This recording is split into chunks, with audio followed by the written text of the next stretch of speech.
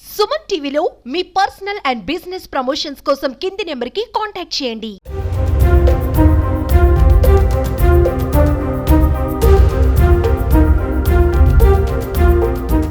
Welcome to Suman TV. ఇప్పటికే ఆంధ్రప్రదేశ్లో వర్షం బీభత్సం కనిపిస్తుంది. తాజాగా విశాఖ వాతావరణ కేంద్రం మరో హెచ్చరికను జారీ చేసింది.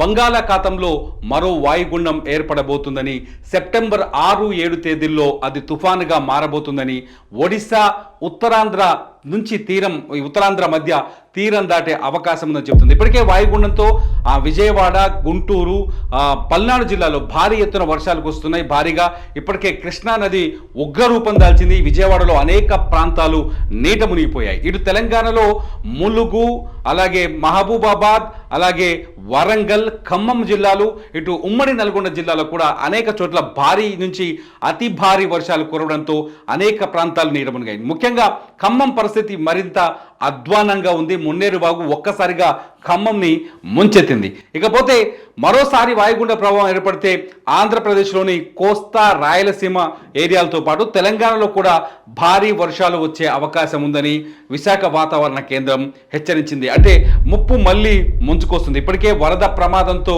ప్రభుత్వాలు నిద్రపోవట్లేదు. తెలంగాణ, ఆంధ్రప్రదేశ్ ప్రభుత్వాలు, అధికారులు కంటి మీద కునుకు లేకుండా పనిచేస్తున్నారు. మరో తుఫాను ఏర్పడితే ఇది అతిపెద్ద సమస్యగా మారే అవకాశం ఉందనేది స్పష్టంగా అర్థమవుతుంది. వాయుగుండం ప్రభావంతో దక్షిణ కోస్తా, రాయలసీమలో భారీ వర్షాలు కురవచ్చని చెప్తుంది.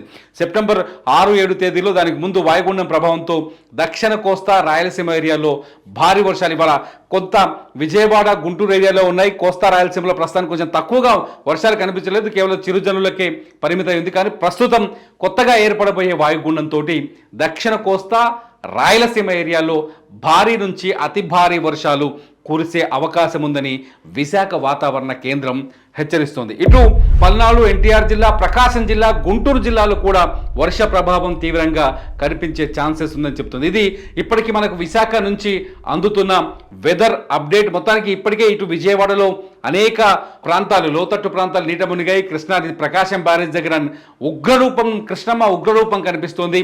అనేక ప్రాంతాల్లో సహాయక చర్యలు చేపట్టింది ప్రభుత్వం. స్వయంగా ముఖ్యమంత్రి నారా చంద్రబాబు నాయుడు సహాయక చర్యల్లో పాల్గొన్నారు. ఇప్పుడే ఎన్డీఆర్ఎఫ్ బృందాలు స్పీడ్ బోట్లతో సహా విజయవాడలో ల్యాండ్ అయ్యాయి. ఆల్రెడీ సహాయక కార్యక్రమాలు కూడా మొదలయ్యాయి. లోతట్టు ప్రాంతాలకి అనేక మందికి ఫుడ్ అందిస్తున్నారు.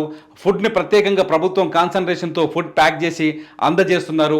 అనేక చోట్ల సహాయ కార్యక్రమాలు కనిపిస్తున్నాయి. చాలా ప్రాంతాల్లో మెడ వరకు నీళ్లు ఉన్న ప్రాంతాలు కూడా కనిపిస్తాయి. ముఖ్యంగా సింగ్ నగర్ చాలా ఎక్కువగా ఎఫెక్ట్ అయినట్టుగా కనిపిస్తుంది. సింగ్ నగర్లో ప్రస్తుతం సీఎం చంద్రబాబు పర్యటిస్తున్నారు. ఇటుపోతే ఖమ్మం జిల్లాలో, తెలంగాణలో ఖమ్మంలో భారీగా వర్షపాతం నమోదైంది. భారీ కుండపోత వర్షంతో ఒక్కసారిగా మున్నేరు వాగు ఉప్పొంగింది. ఖమ్మంలో అనేక ప్రాంతాలు నీట మునిగాయి. ఖమ్మంలో ముఖ్యంగా ప్రకాష్ నగర్, బొక్కలగడ్డ, అలాగే శారదీ నగర్, మామిళ్ళగూడెం, దానవాయిగూడెం ఈ ఏరియాల్లో మున్నేరు వాగుని తట్టుకోలేని పరిస్థితి ఉంది. ఈ ఏరియాలో బీభత్సంగా వరద కనిపిస్తుంది.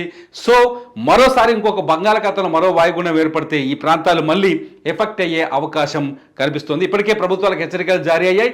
వాతావరణ శాఖ అందరినీ అలర్ట్ చేస్తుంది. చూస్తూనే ఉండండి సుమన్ టీవీ అప్డేట్ న్యూస్ కోసం.